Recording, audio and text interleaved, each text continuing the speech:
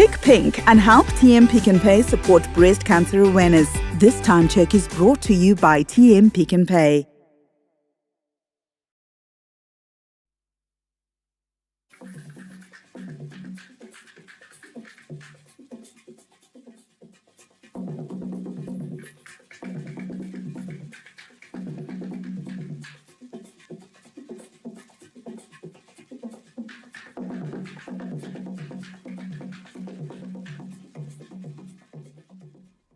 We're broadcasting live from our Pockets studios right here in Highlands, Harare. My name is Zain Jamo, and welcome to the main news.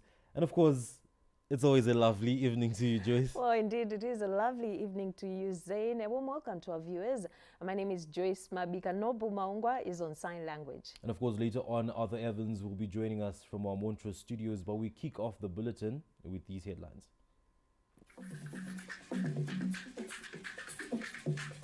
President Emmerson Mnangagwa officially opens the Negro Climate and Health Africa Conference.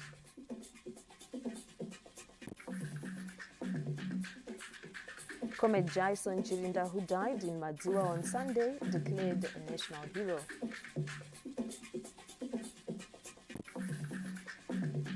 And in sport, Zimbabwe netball team ready to conquer in Scotland.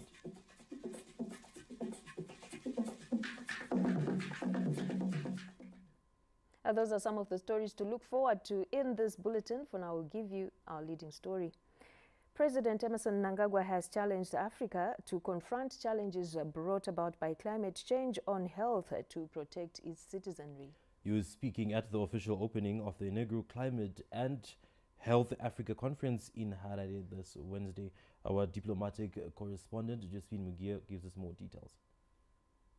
Brought together by a common cause, that of interrogating the impact of climate change on human health and possible solutions, professionals in the health and environment sectors are currently meeting in Harare for the inaugural Climate and Health Africa Conference. President Emmerson Mnangagwa officially opened the conference in Harare this Wednesday, emphasizing the meeting provides a platform for the participants from various African countries to better understand the emerging impact of climate change on health. This is no ordinary gathering. We convene to share perspectives and possible strategies towards improving the well-being and the dignity of the citizens of Africa, especially in the face of the devastating impacts of climate change. The focus of this Climate and Health Africa Conference is commendable. The platform allows us all to better understand emerging evidence from across our continent, which is shaping the health landscape under climate stress. Evidence includes essential data on environmental exposures and climate health, while also focusing on what it takes to implement climate adaptation interventions and building resilient health systems. The exploration of how to reduce the carbon footprint through mitigation strategies with the added bonus of core benefits for public health is critical. Through this engagement, we must therefore ensure that our work continues to be grounded on the principles of ethics and equity, particularly prioritizing the most vulnerable. President Mnangagwa brought attention on how Africa continues to endure the effects of global warming, yet it is among the least responsible for emissions. The land that nourished us for a millennium is now being ravaged by increasingly severe heat, droughts, floods, and cyclones. The impacts are profound costing African economies between 3 and 5% of our GDPs. Despite being among the least responsible for emissions causing the climate disturbances, Africa bears both the brunt and the cost of climate change. President Mnangagwa noted that climate change is now a public health emergency. Climate change is not merely an environmental disaster, but a profound public health emergency.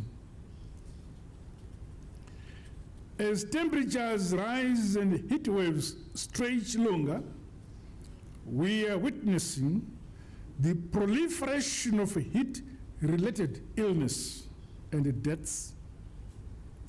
Diseases we thought were under control, which include malaria, cholera, and diarrhea infections, are now resurging. This, coupled with illegal sanctions, particularly imposed in Zimbabwe, is having a far-reaching implication on straining our health system. With Africa being fully aware of the impact of climate change on its over 1 billion people, President Mnangagwa says Africa cannot and must not wait for others to lead, but must take action. We cannot and must not wait for others to lead.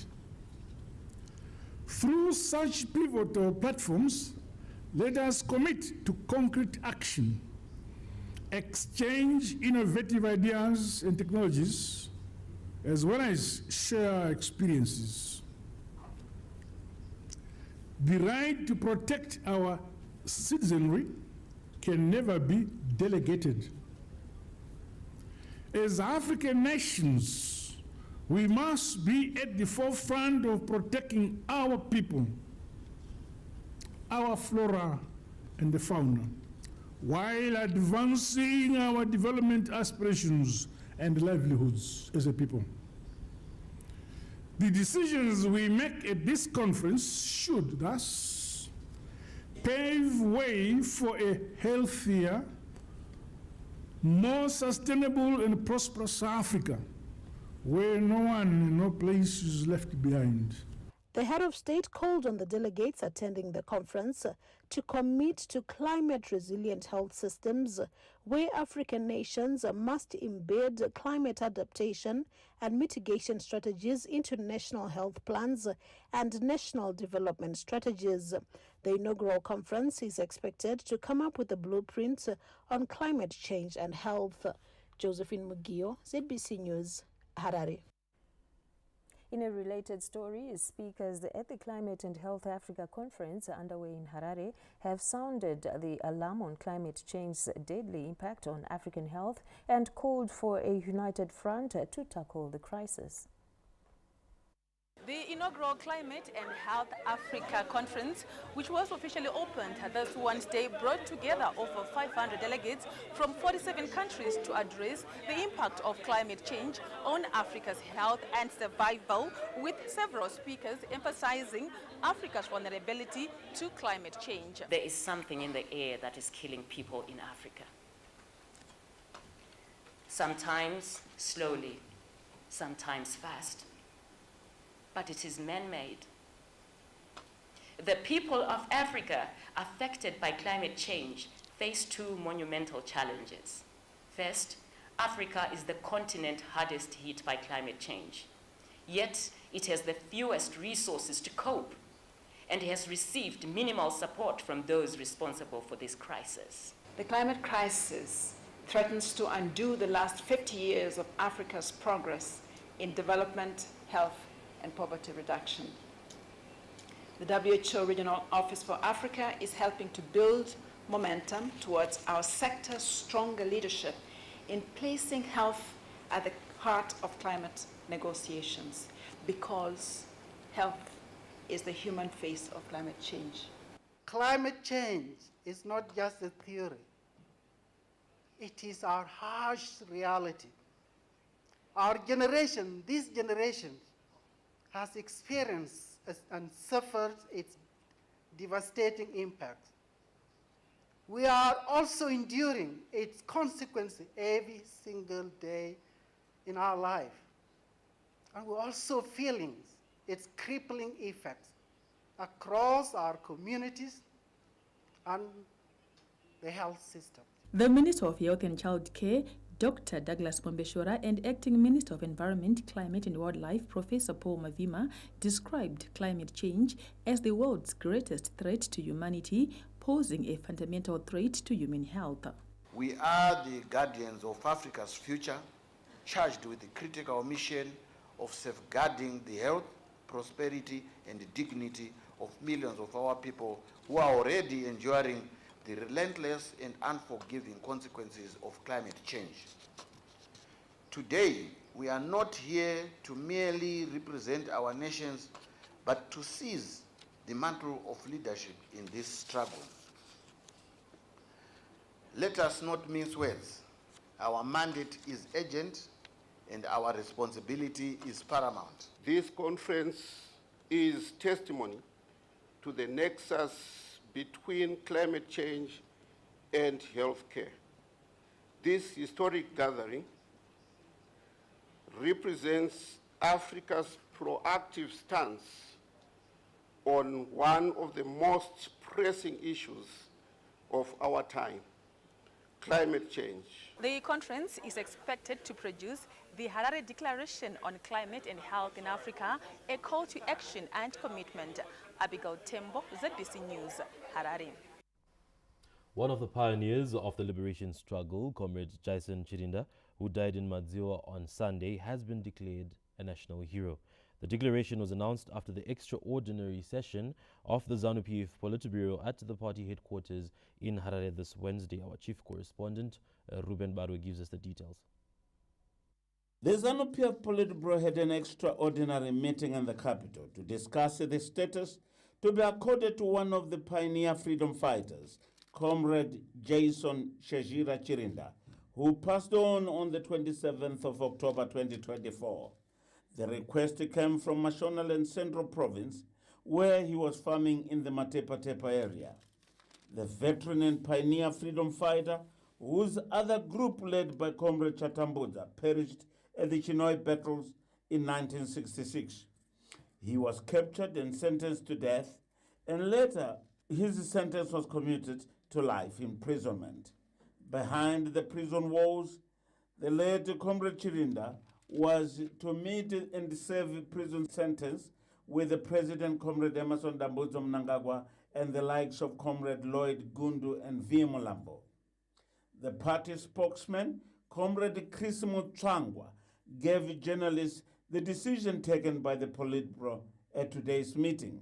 He has been accorded national hero status, and the communication is being prepared now to formally announce it to the family, and our national chairperson, Comrade Opamu Chinguru, will be proceeding to the family home in Mashonaland Central in Madziwa to go and announce this important decision by the Politburo.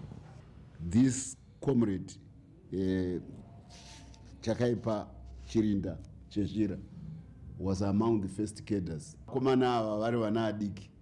Who decided we are leaving our families, we are going to become the nucleus of an army which will take on the Rhodesians. It required vision, it required sacrifice, which perhaps in retrospect you can almost say it was reckless sacrifice.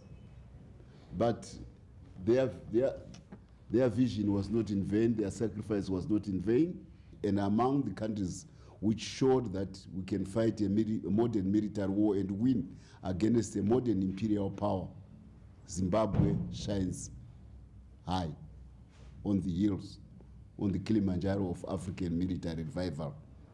And it is perhaps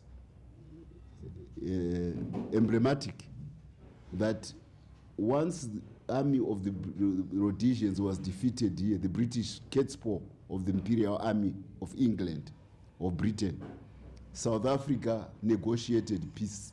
Yes, indeed, the late Comrade Chirinda belonged to a generation of those who laid the foundation for the Zimbabwean revolution, the birth of the Zimbabwean Defense Forces as we see them today. They dared to challenge the Rhodesian military machinery and emerged victorious, said Comrade Muchangwa. And today, every Zimbabwean walked tall because of the work of the likes of Comrade Chirinda. Ruben Barwa, ZBC News, Harare. Zimbabwe is seeking to establish art galleries across the country under the 100-day cycle projects as a way of promoting the sector for national benefit. Bruce Chawanda reports. Beautiful pieces of art in the installation, sculpture, video art and painting were on display at the Arsenale Arena, being showcased by Tela Nkomo and Kudzanai Chiurai as part of the 60th Venice International Art Exhibition. The visit to this platform got Vice President Kembo Mohadi thinking the need to establish art galleries across the country under the Leaving No One and No Place Behind mantra. We go and do the same back home.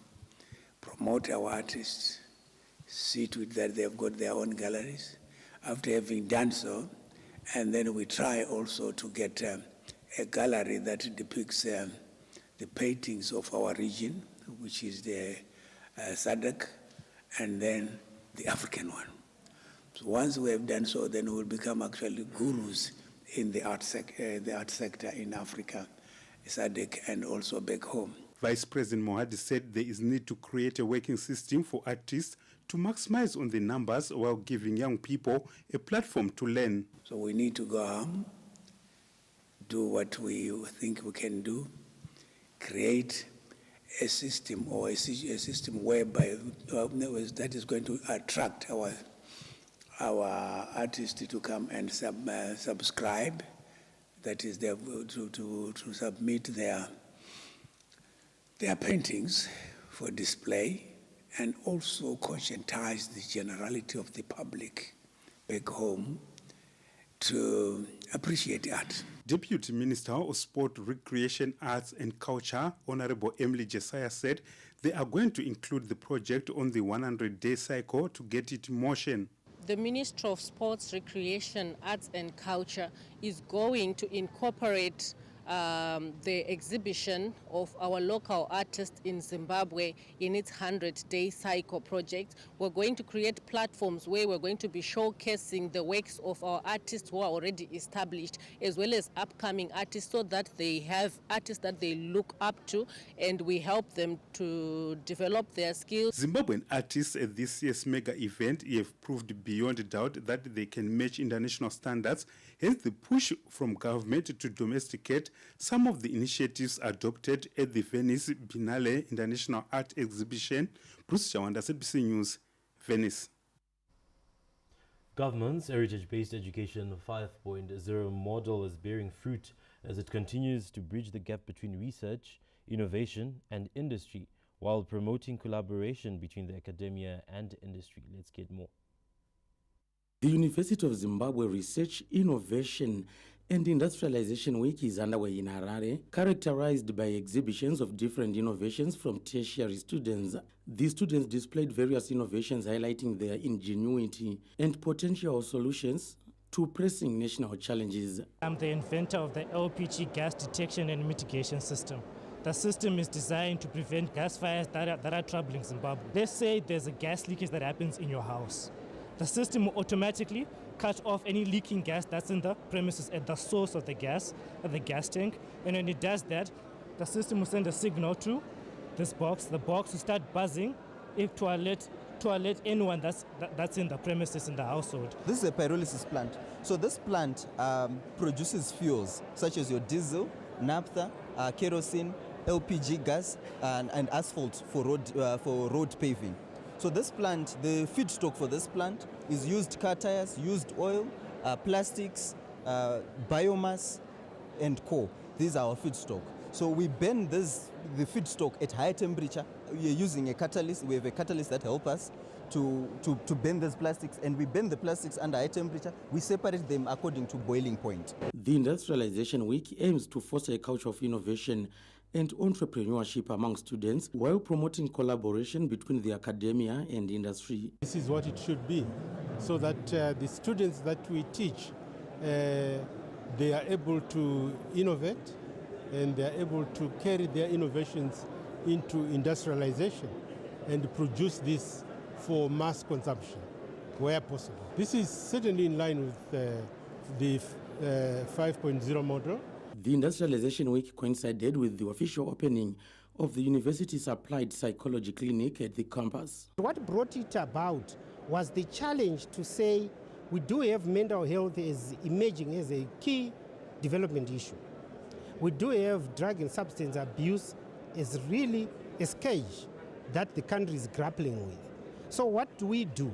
We need to have equally an institution that caters for that. The Industrialization Week is running under the theme Promoting Innovation Ecosystems to Advance Value Chains for Zimbabwe's Industrialization.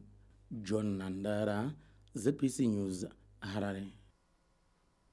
The First Lady, Dr. Auxilia Mnangagwa, who's also the country's health and child care ambassador, has received a modern mobile intensive care unit ambulance from Discovery Ambulance Services in a move set to boost Zimbabwe's health services.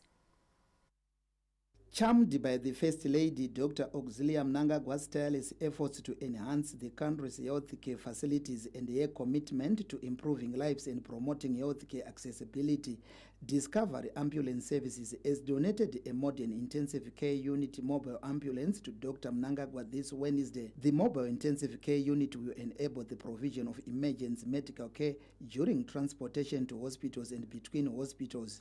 The mobile ICU ambulance is endowed with a self-loading stretcher for loading and offloading patients. It is also fitted with a defibrillator for jump-starting the heart when someone is experiencing cardiac arrest. Other components include maternity staff, dressing, spine board oxygen adjustments, clinical waste oxygen cylinders, drip stand and IV fluids backup, among others. The latest donation comes at a time when the country is witnessing a surge in road traffic accidents that have claimed lives and left others with varying degrees of injuries. Barely a day passes without fatality being recorded.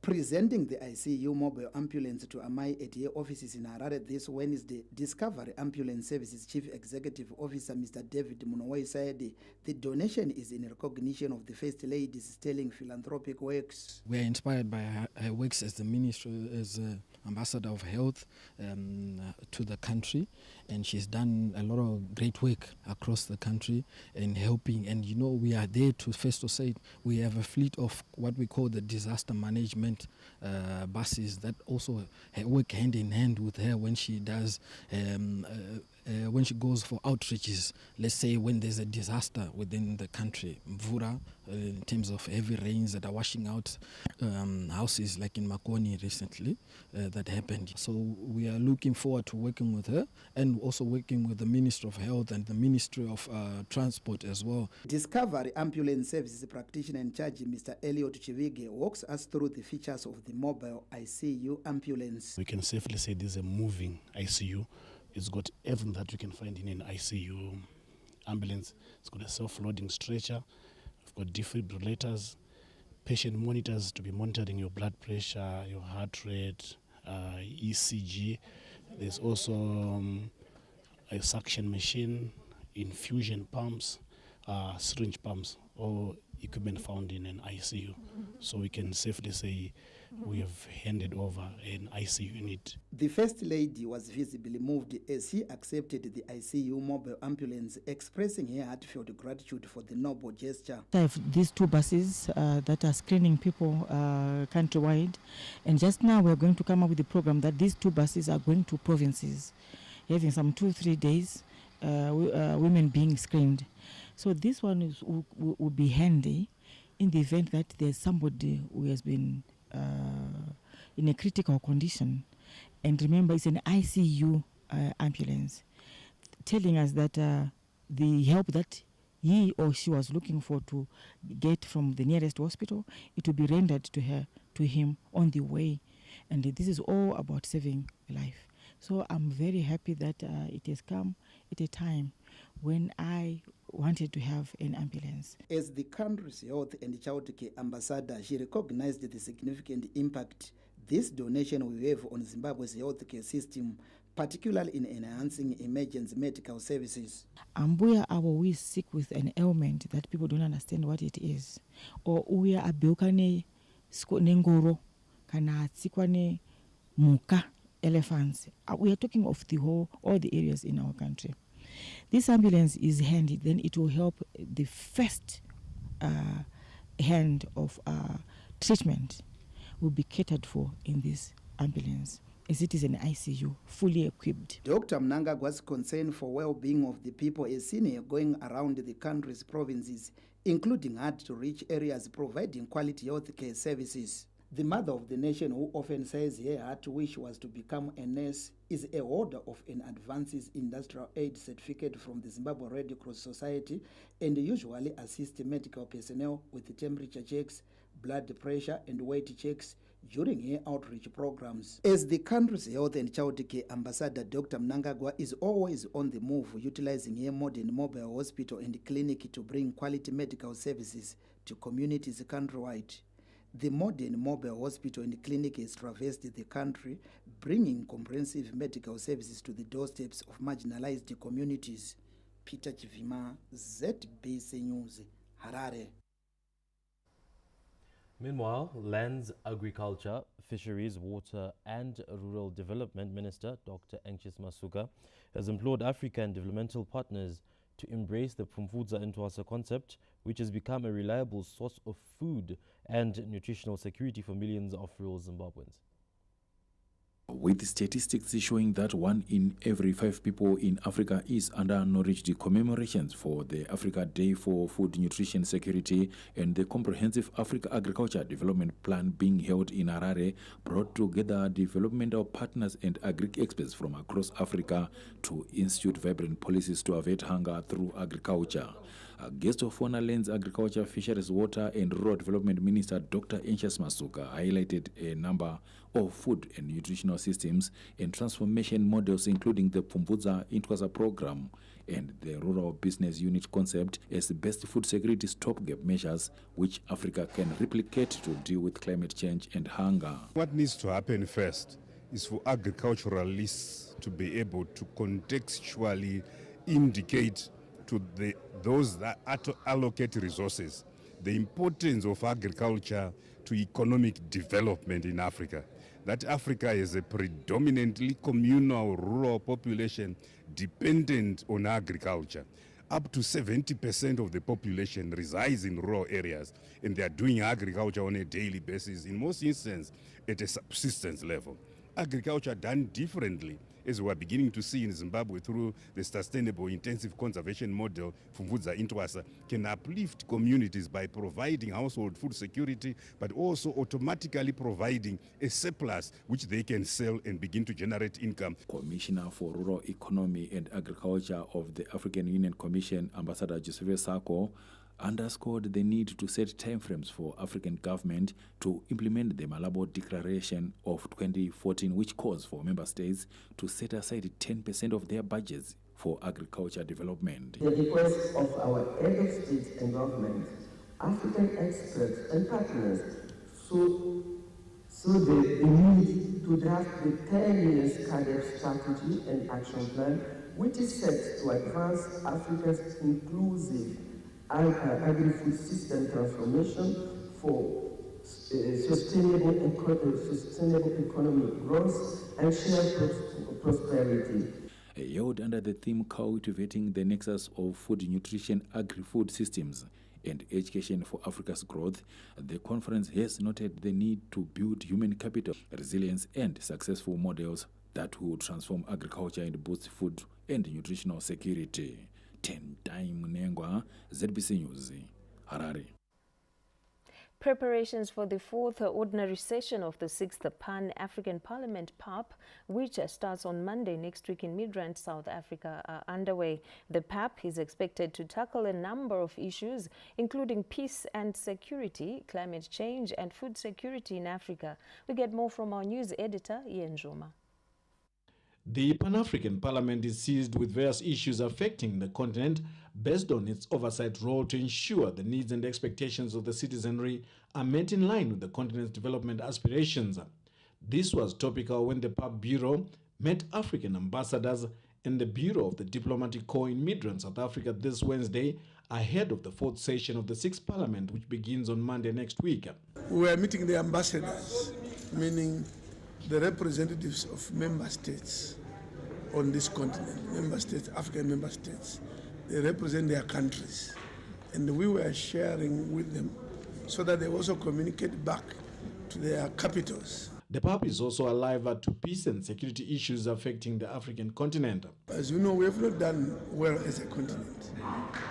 10 years ago, we had almost eliminated the issues of unconstitutional governments on the continent.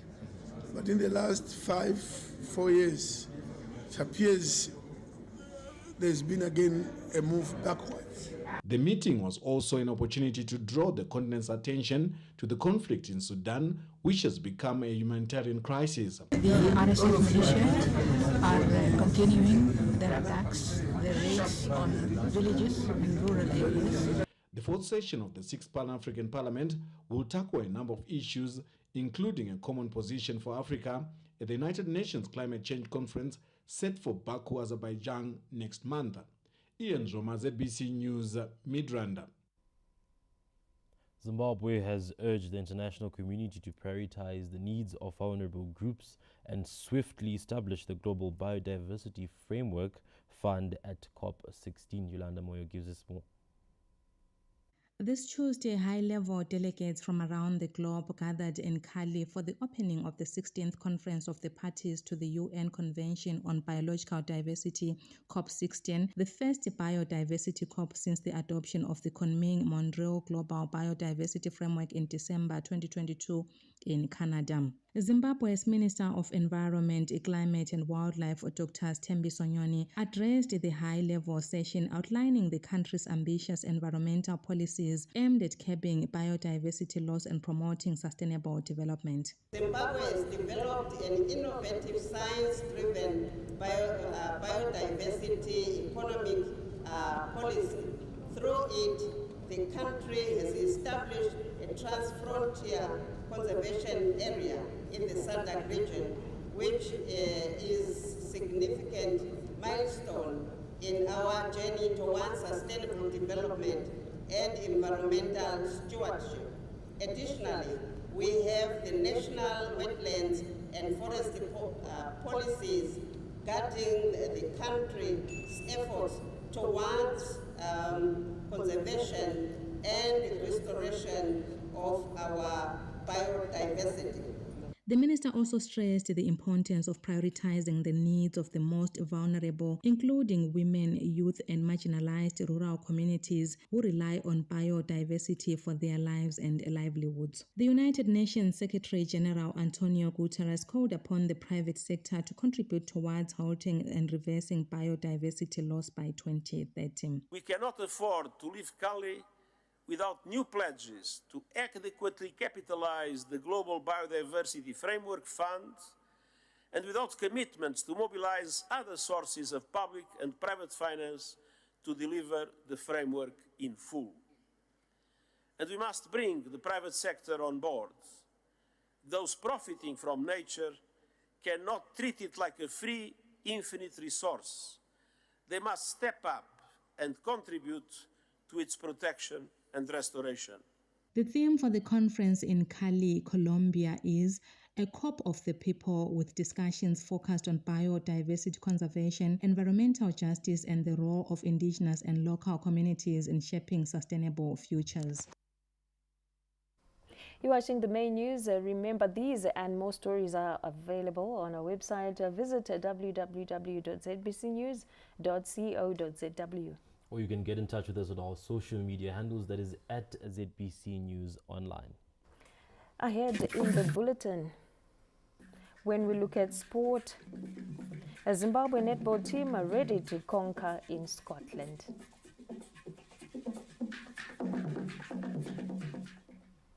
The main news takes a breather. We'll be back with you shortly.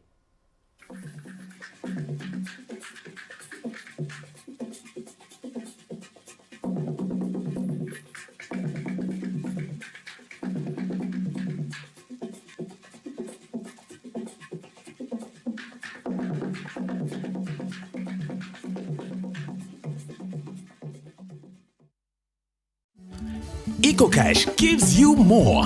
EcoCash points are our way of saying thank you for being a loyal customer. You earn points every time you use EcoCash to send money, make payments, buy airtime, or cash out. These points accumulate and can be redeemed for voice airtime, data, or SMS. You can start redeeming your points once you reach 100 points, and redemption is in multiples of hundreds. To redeem or check points balance, dial *151 *7 hash today. Terms and conditions apply. EcoCash gives you more. Mark your calendars for the 2nd annual Shared Value Awards on Thursday, November 7th, 2024 at the prestigious Cresta Lodge, Harare, packing the day with inspiring content. Join us for the exclusive award ceremony starting at 6 p.m. until 9 p.m. This gala event celebrates and recognizes companies that have championed shared value. For more information and to register, visit our website www.icsafricagroup.com. When I started out, life was tough. I learned I was not alone. The other women supported me. I started my own small business, and slowly, very slowly, life got better. Today, my business is thriving, and I'm able to provide for my family. And I'm grateful for the friends who are there for me. After all, we all need a friend. Zimgold, your trusted friend. Score amazing deals on your midweek must-haves with the TM Pick and Pay Spring Price Cut. Stay cool, save big, and enjoy. TM Pick and Pay. Real value always.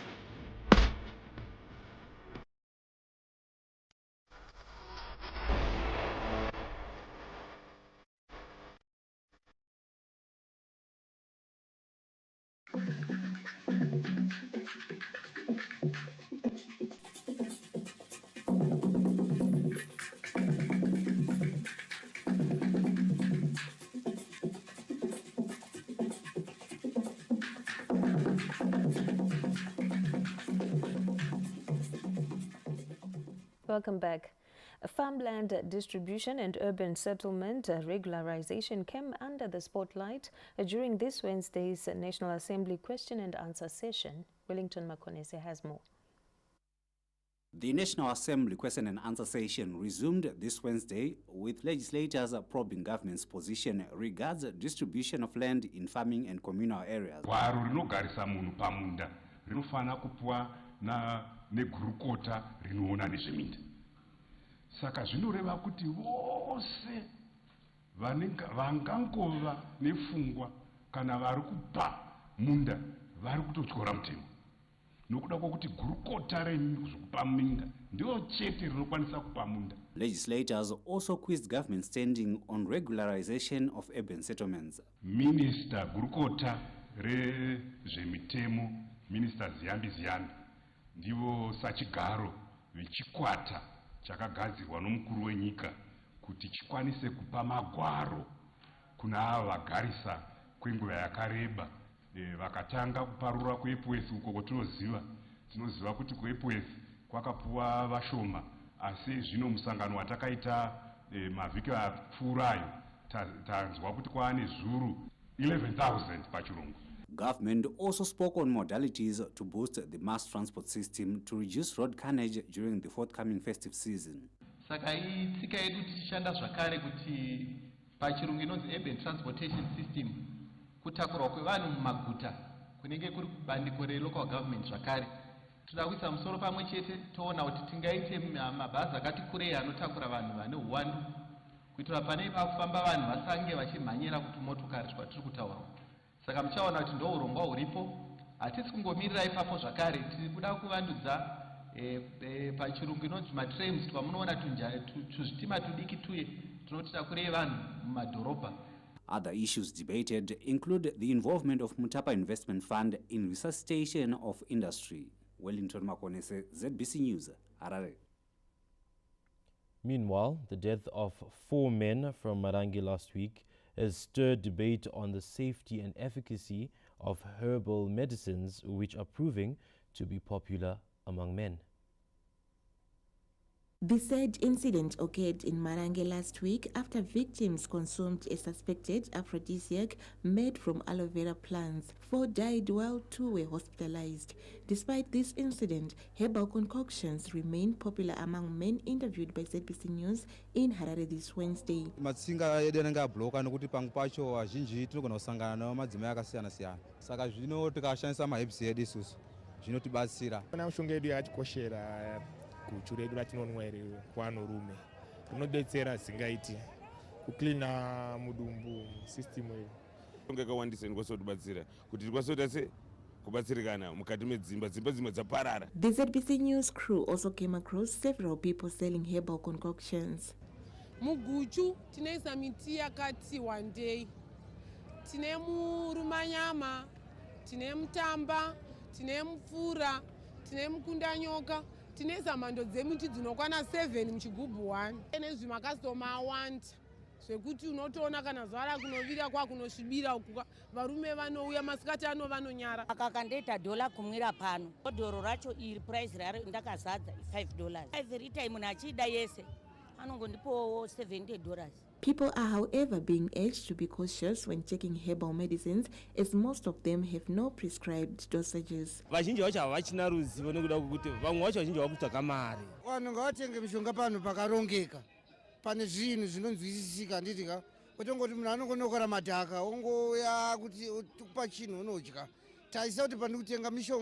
Government, through the Traditional Medical Practitioners Council, has of late been engaging traditional medical practitioners and other stakeholders on knowledge sharing and research on indigenous knowledge systems to treat non-communicable diseases. Festus Mkungurutse, ZBC News, Harare. And on that note, we cross over to our Montrose studios in Bulawayo. Arthur Evans is already on standby with more news. Good evening, Arthur. On a somber note, Joyce.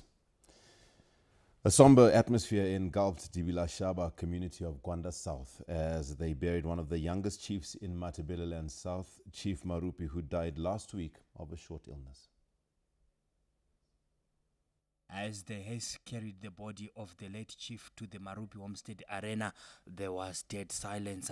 The elders could barely look, and women could do nothing but weep in silence as they beheld a life cut short.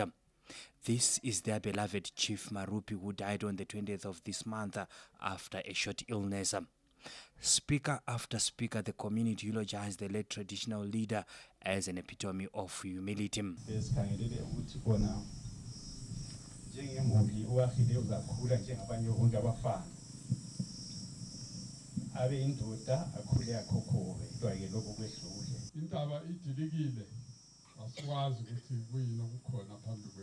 The death of the traditional leader has left a gap in the development matrix of Matabeleland South Province. His untimely departure has left a very big gap, not only for his family, but also for the entire province and the nation. Matabeleland, Tina, mostly it's primogeniture, father to son. So most of the times, Singeras Bangani was a chief, and then now the 15 years.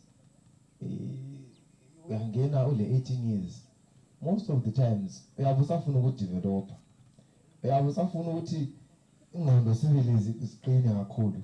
We have something guidance from our dad.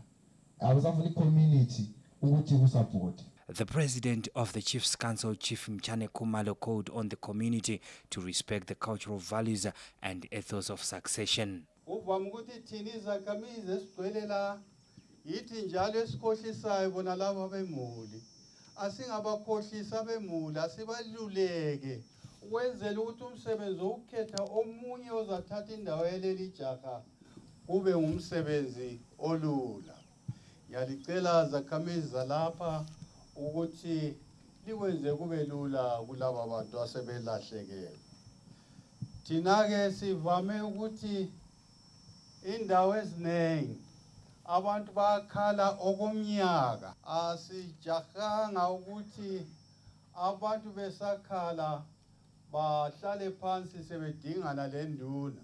Born Oheng Nare on the 26th of February 1996, Chief Marupi succeeded his father, Mr. Lawrence Nare, who died in 2008. He was installed in 2011 as a minor, awaiting to officially take over Dibila Shaba in 2014 when he turned 18. He is survived by his wife, Rorisang Klo. Providence Maranelli, ZBC News, Gwanda. They say cleanliness is next to godliness. It's also in the same vision of 2030. Government says promoting water sanitation, hygiene, safety and security is key in uplifting livelihoods and driving the nation towards Vision 2030. Various stakeholders in the sanitation, water and housing sector convened in Bulawayo this Wednesday for a 3-day water sanitation and hygiene wash joint sector review, which was officially opened by the Deputy Minister of Lands, Agriculture, Fisheries, Water and Rural Development, Honorable Vangelis Habitatos. When the President talks of Vision 2030, of upliftment of our livelihoods for everyone to move into upper middle income, it cannot happen without a successful wash sector. So this is part and parcel. This is about increasing the livelihoods of our people, the standard of living of our people, so that everyone accesses what it says in the Constitution, and what the Constitution says, that everyone is entitled to basic water infrastructure. Everyone is entitled to water, so, let's say in broad speaking. So this is how we push that constitutional right to be the human right for every single Zimbabwean alike. The Deputy Minister of National Housing and Social Amenities, Honorable Musa Ncube, said access to clean water promotes the well-being of communities. The relationship between housing delivery and water provision is of utmost importance. Access to clean and reliable water is vital for our daily lives. It not only supports the well-being of our households, but ensuring proper hygiene and sanitation. The WASH program aligns with the National Development Strategy 1 as well as Sustainable Goal number 6. It is clear that the government of Zimbabwe recognizes the importance of a whole of government and whole of society approach to achieve the NDS1 targets, the National Vision 2030, in alignment with SDG 6, water and sanitation for all by 2030. Government is sinking boreholes across the country to enhance access to clean water in various communities. Lisa Masuku, ZBC News, Bulawayo.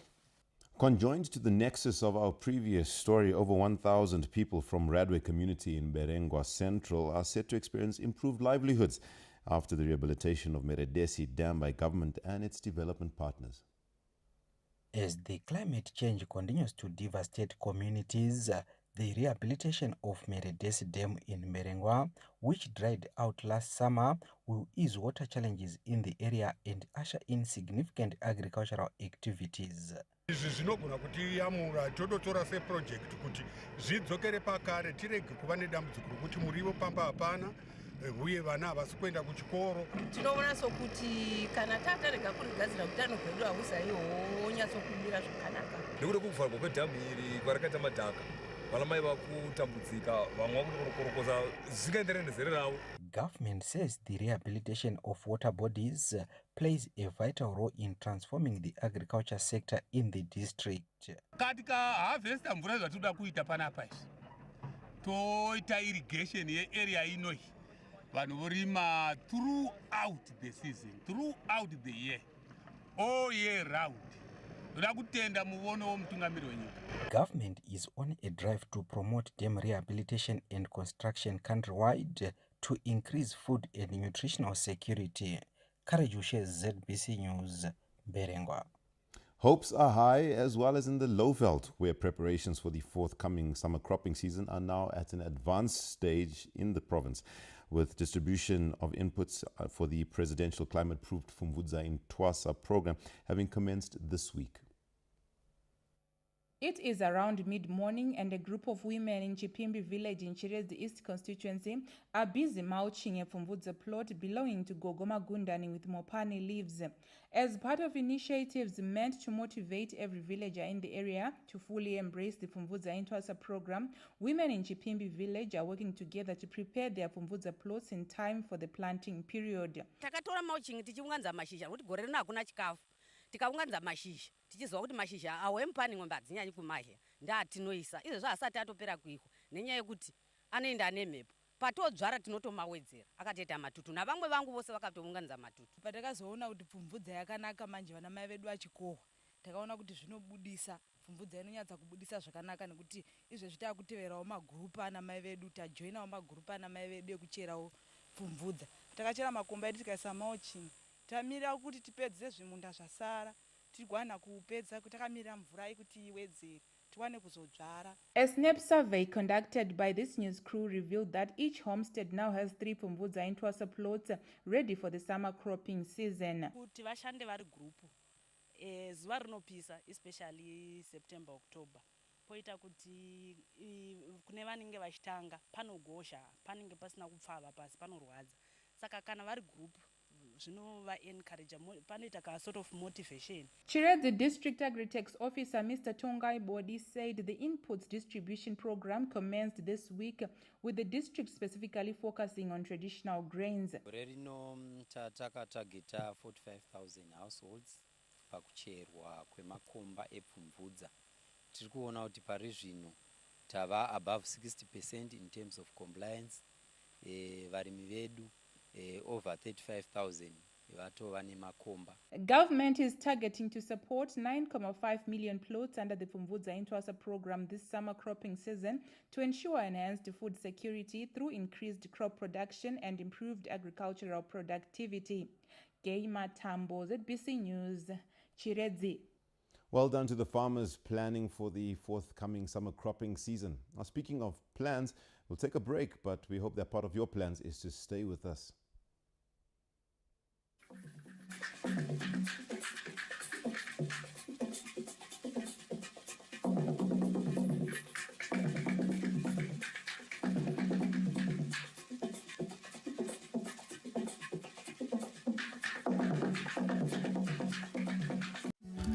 EcoCash gives you more.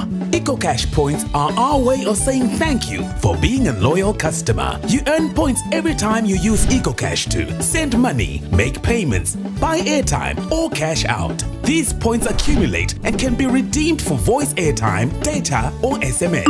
You can start redeeming your points once you reach 100 points, and redemption is in multiples of hundreds. To redeem or check points balance, dial *151 *7 hash today. Terms and conditions apply. EcoCash gives you more. 75 days since the last day of last season. We are ready to do it all again. Will Foden is having the season of his life. Brilliant! Just brilliant! That is quite something! Get all your football needs with DSTV for Business. Visit dstv.com/business and find the package that suits your business. They'll love it here. Join us for the Zimbabwe Broadcasting Corporation's annual golf tournament on November 8, 2024 at the Royal Harare Golf Course. This event celebrates partnerships and excellence, offering a day of great golf and valuable networking. Whether you're a seasoned golfer or a novice, this is your chance to showcase your skills and have fun. Don't miss out. Mark your calendars. For sponsorship opportunities and bookings, don't hesitate to get in touch with Claris on 0712-842-138. See you on the greens.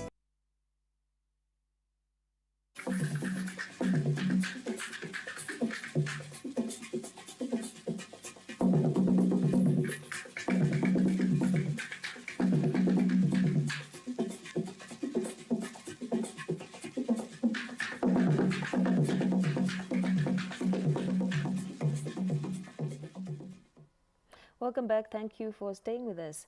The Zimbabwe Prisons and Correctional Service says it remains committed to ensuring rehabilitation and reintegration of offenders into the community through empowering them with life skills. Matthias Moromo and Christine Mahota are among inmates who are serving their sentences at different rehabilitation centers in Masvingo for various crimes they committed. However, as they serve their sentences, they have received life skills from the Zimbabwe Prisons and Correctional Service, ranging from carpentry to dressmaking and farming, and they are hopeful of a better future after being released from prison. Ndakazosvika kujere ndikawana ruzivo rumwe rwandandisingafungiri kuti ndingarwana zvokuti pari zvino ndava munhu wekuti ndavakukwanisawo kudi kuzviitirawo namaoko angu. Ndoruka bhutsu, ndinoruka manyatera, ndogadzira machezi. Ndaifunga futi kuti tichasvikurohwa chiabhuswa chitwa sei, asi handizvo. Takasvikodzidziswa kuita mibate yemaoko yakasiyana siyana, zvimwe zvinosanganisira makeki aya. Ndakwanisawo kubheka keki. Ndakapinda mujere nenyaya yekuti ndakabatwa nditengesa mbanje.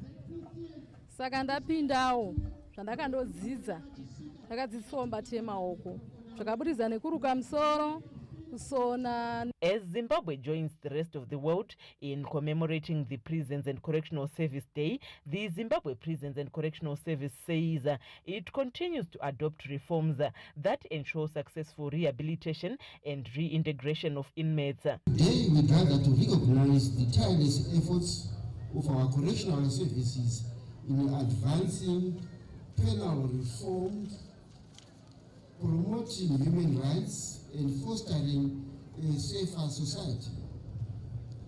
We acknowledge the crucial role that Zimbabwe Prison and Correctional Service is in rehabilitation, reintegration, and community development. Government has also pledged to continue capacitating the ZPCS to ensure it delivers on its mandate. Rehabilitation programs can significantly reduce crime rates, and in line with this, the government is committed to achieving correctional excellence through regional instruments and participation in meetings like the Kampala Declaration and the Arusha Declaration. Apart from empowering inmates through skills development, a number of prisons across the country are contributing towards economic development through venturing into agriculture projects. Mace Matina, ZBC News, Masvingo.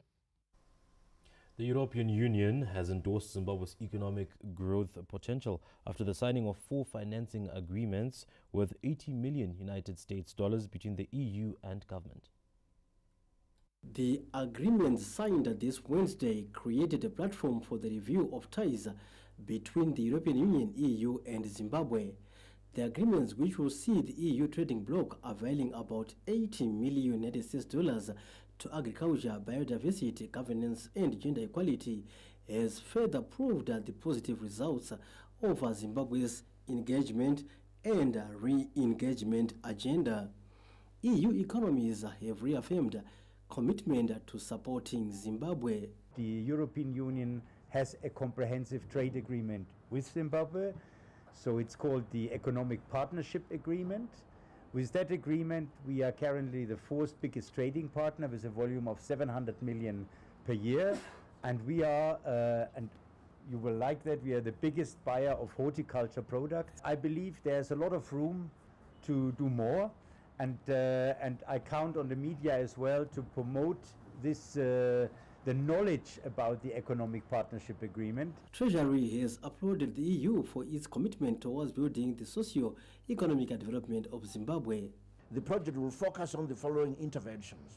1, a development of horticulture value chains with a focus on export to EU markets. This is really welcome. There was a time when Zimbabwe exported quite a bit on the horticulture front, whether it's fruits, vegetables, and then also flowers. And then 2, support the drought resilient crops value chain with a focus on traditional grains. As you know, this has been an important strategy for government, especially in the drier agroecological regions. Zimbabwe is courting global development partners to mobilize finance and technical support in line with the National Development Strategy 1 aspirations. Stanley James, ZBC News, Harare. And that's our look at business news. Taking us to a break. When we return, we join Lawrence Trusida to give us sport.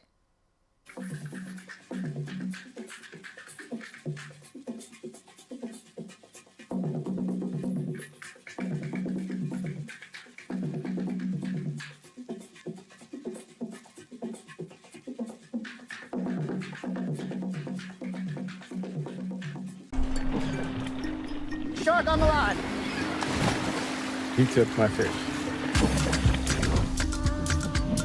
Guys, did you see that? I just was like, what? I really want you to find someone nice who would mean the world to you and make you so happy. Bernardo Silva, Stones, Foden, a little bit of time. Oh, what a shot! What a goal! What a player! EcoCash gives you more. EcoCash points are our way of saying thank you for being a loyal customer. You earn points every time you use EcoCash to send money, make payments, buy airtime, or cash out. These points accumulate and can be redeemed for voice airtime, data, or SMS. You can start redeeming your points once you reach 100 points, and redemption is in multiples of hundreds. To redeem or check points balance, dial *151 *7 hash today. Terms and conditions apply. EcoCash gives you more.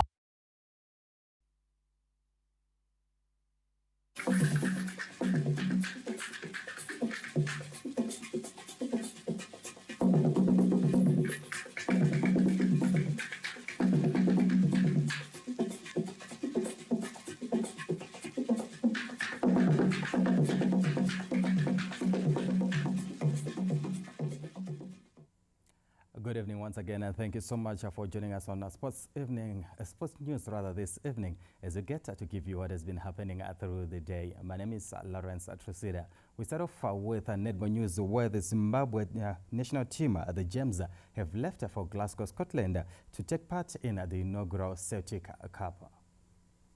Coach Ropafadzo Mtsauki has carefully selected a 15-member squad, blending seasoned players with a fresh talent for the prestigious four-nation tournament. After an intense 5-week training camp, the Gems are primed to face stiff competition from European powerhouses Northern Ireland, Scotland and Wales. The Celtic Cup, running from the 7th to the 11th of next month at the Emirates Arena, serves as a crucial stepping stone for the Gems' 2027 World Cup preparations in Australia. I think it's very important to have that young blood and just fuse them in bit by bit, to test them, see how well they work under pressure and get the experience that they need from senior players. It's not as easy as it sounds because sometimes they feel inferior, they feel like the task is too much for them, but we look beyond that. The round-robin format will see the Gems play each opponent from Thursday to Saturday, with the finals scheduled for the 11th of November. Created by Northern Ireland, Scotland and Wales, the Celtic Cup aims to provide a world-class competitive tournament outside the World Cup and Commonwealth Games. Anashem Rombedzi, ZBC News, Harare. We certainly hope that the Gems will get to showcase their skills at the Celtic Cup. And remember, after the Celtic Cup, they also get to play a friendly against England, and we are really looking forward to that. Moving on, stakeholders in the football industry have described the late Dynamos legend Ernest Kamba as one of the forefathers of Zimbabwean football. A memorial service for the late Dynamos great Ernest Kamba has been held in Harare this Wednesday, with scores of former footballers and administrators joining the family in mourning the legend. Kamba, who is one of the founding members of local football giants Dynamos, has been described as a forefather of Zimbabwean football. These are the forefathers of football. Remember, they are the founder of Dynamos. This is why we say they are the forefathers of football. Taraski was cool, so he was honest. He had an honest opinion about everything, even until a year ago when I last spoke to him. He was still honest in his mannerism and the way he operated. Others also spoke about his leadership roles on the field of play. Our right back, Mr. David Mchineripi, broke his leg. So I had to be put into the right back position. And from that day onwards, I changed. I never played Mbere anymore. I commanded that position as my own. So he did play a key role in developing me as a player. And the moon anga skali kuruza. Pesipata kapfeka for me Dynamos. I template a winning. Kamba won the league title with Dynamos as a player before he also led the Glamour Boys to another league glory as a coach. Individually, he was named the 1973 Soccer Star of the Year. He will be laid to rest in Chiwota Village in Mashonaland East this Friday. May you so continue to rest in peace. Moving on to golf news now, hosts Zimbabwe hope to turn the tide in the All Africa Golf Team Championship that is currently on at Bulawayo Golf Club.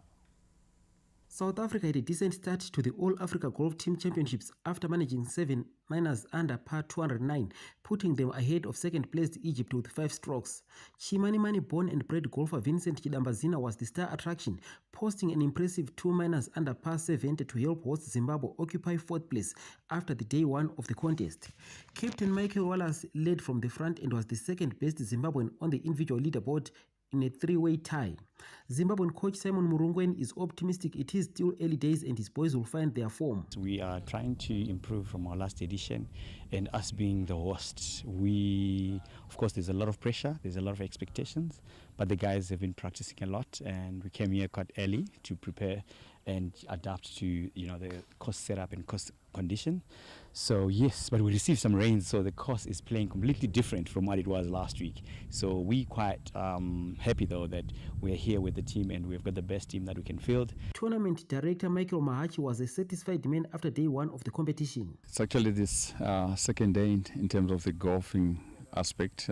We started on Monday with the official practice session and all the other functions to do with such a continental event. So yesterday was the first round. The players went on for the first 18 holes, and today we are playing this second 18 holes. Uganda finished day 1 on 3rd position after posting a 1 over par 217 with a 3-stroke cushion. The team contest, which also has individual ratings, will see teams competing in 4 rounds of 18 holes. Mtogozi Stule, ZBC News, Bulawayo.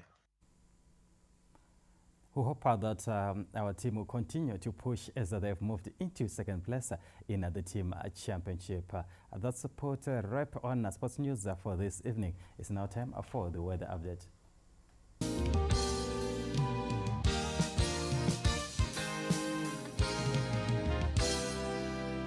Good evening, Zimbabwe, and welcome to tonight's weather report and forecast. Hope I find you well. We had rather sunny and hot conditions over much of the day as the cloud had moved eastwards, just exiting Mozambique. However, over the southeastern parts, we're expecting windy conditions, and this should be seen here in our satellite images. They approach the southern parts, giving us cloudy conditions over that area. Rain showers are also projected over the northern parts because of that added moisture, giving us isolated thunder showers in parts of our metropolitan into Mashonaland East, as well as Mashonaland provinces. And our conditions for much of tomorrow, we're expecting them to be in the cool category over the southern parts, but it should remain hot and humid over the northern parts with just slight chances of warm conditions over Bulawayo metropolitan provinces. And as such, for our detailed temperatures, we're expecting Bulawayo to be more on the windy side, cooler than of late because of those cooling southeasterlies. Same for Gweru, where we're expecting it to be windy, but it gets cloudy towards the rest of the days. Kwanda under cloudy conditions because of moisture from the southeast. Also for Lupane, we're expecting a bit of cloudy conditions because of remnant moisture into Victoria Falls, where as few isolated showers cannot be ruled out. Same for the central parts of the country, where we're expecting Gweru to have a bit of cloudy conditions as well because of moisture drifting in. Isolated showers cannot be ruled out over Kwekwe and Kadoma because of that moisture that we're expecting over the southeast, and this should cause a bit of heavy downpours in areas such as Chino know, we're expecting it to be cloudy for much of this week. Same for our metropolitan, where 40% chance of rainfall is projected there for tomorrow. And for Caribbean, we're still expecting a few sunny breaks here and there. Same for Masvingo because of those cooling southeasterlies. Temperatures should drop tomorrow. Bindura also affected with the next 2 days, that's Thursday and Friday. Same for Marondera with chances of rain showers over Marondera there. For Nyangat, we're expecting the cloudy conditions to persist with the cloud that is entering from the southeast. And with that, we advise you that when thunder rolls, it's best to be indoors. That's all for our weather and forecast. It's been a pleasure, Zimbabwe. I'm James Gomba Jr. for the Met Department.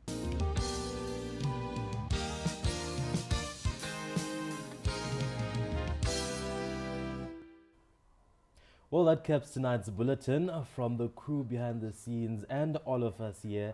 We're learning sign language today, guys. So on the count of 3, I think it's 3, 2, 1. It's good night.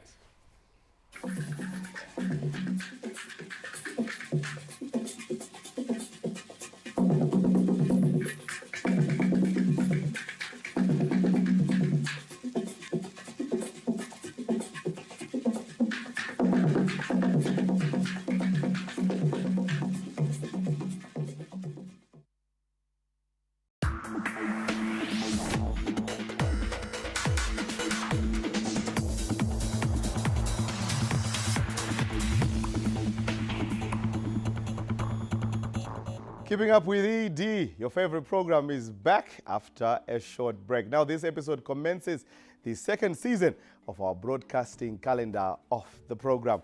Now, as the norm, we do follow the President's diaries and engagements and keep you